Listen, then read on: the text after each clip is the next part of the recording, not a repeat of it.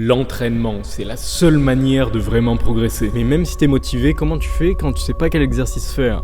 Dans cette vidéo, je vais te montrer le plan d'entraînement idéal pour un combattant. Enfin, pas vraiment, hein. Puisque tout le monde a un niveau différent, on pratique un sport différent, c'est impossible de te montrer le plan parfait en vidéo. Mais justement, c'est pour ça que je t'invite à rejoindre mon Discord, où je te préparerai un entraînement sur mesure selon tes besoins. Le lien est en description de la vidéo et bien sûr c'est gratuit. Au passage, abonne-toi et like cette vidéo parce que ça donne de la force à la communauté. Maintenant je vais te montrer une liste d'exercices généraux pour les sports de combat et ça pourra toujours t'être utile. C'est important de différencier l'entraînement technique de l'entraînement physique. Les deux sont complémentaires et essentiels pour remporter la victoire. Aujourd'hui, je vais me concentrer sur l'entraînement physique. Le plan que je vais te montrer se base sur le classement des muscles les plus importants en combat que je te montre dans cette vidéo. Le cardio.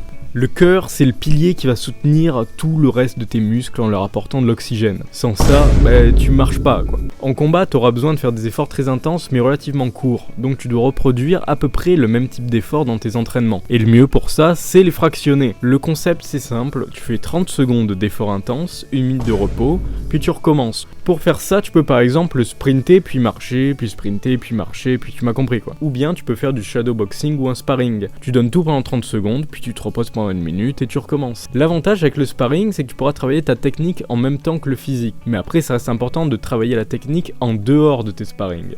Parce que justement, si tu donnes tout au niveau physique, tu pourras pas tout donner au niveau mental. Encaisser les coups. C'est très important de pas finir KO dans un combat. Pour ça, crois-moi, t'as envie d'être plus résistant aux coups. C'est ce que va t'apporter cette partie de l'entraînement. Donc d'abord, tu vas muscler ton cou et tes trapèzes. Pour le coup, tu vas faire des oui. Ouais, des oui. Ça peut paraître con, mais ça fait travailler les muscles de ton cou. Tu pourras passer au oui lesté avec le temps, mais fais attention, si tu vas trop vite, tu vas te blesser. Le cou, c'est très fragile. Fais pas que des oui, fais aussi des non. Parce qu'en fait, les deux mouvements, ça te permet d'être complet sur ta musculation du cou. Si tu veux plus de détails sur le nombre de répétitions, l'entraînement, l'intensité, etc., viens sur le Discord et je te répondrai sur toutes tes questions. T'as aussi les trapèzes qui sont très utiles pour encaisser les coups à la tête. En fait, avec les muscles du cou, c'est les deux groupes de muscles qui te permettent de maintenir droit ta tête.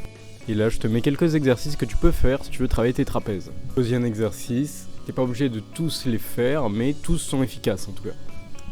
Le deadlift, évidemment, ça permet de cibler plusieurs muscles très importants au combat. Ça va être très pratique parce que ça te permettra de faire un exercice qui te rendra complet sur plusieurs muscles. Ça cible tout un tas de muscles, donc les ischio-jambiers, les fessiers, les muscles du dos, les recteurs du rachis, les abdos et toute une chier d'autres muscles que je te mets à l'écran. Donc vraiment c'est très intéressant, ça va te permettre de gagner du temps.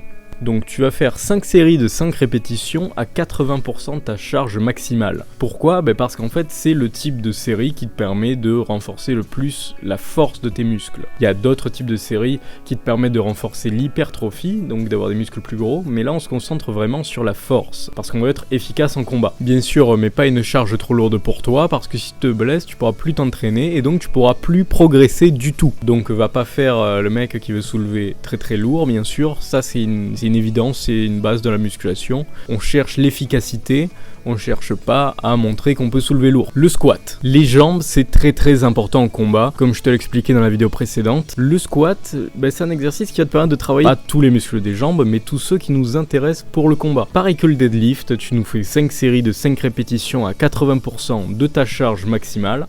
Et si tu veux des alternatives en poids de corps parce que t'as pas d'abonnement à la salle ou quoi, viens sur le Discord et je t'en trouverai. Les dips, ils vont cibler les pectoraux, les triceps, le dos et les épaules. C'est pratique parce que ça cible du coup plusieurs muscles en même temps. Bien sûr, si tu veux maximiser la force, il va falloir que tu soulèves lourd. Donc si t'es débutant, tu peux le faire à vide, mais si tu commences à avoir une certaine force dans ces muscles-là, il va falloir que tu mettes une charge. Les abdos. Les abdos, c'est très important pour rester stable et mettre de la force dans les coups. C'est essentiel de travailler toute la sangle abdominale, donc tous les muscles des abdos, et pour ça, il va te falloir plusieurs exercices. Donc je te fais une petite liste non exhaustive.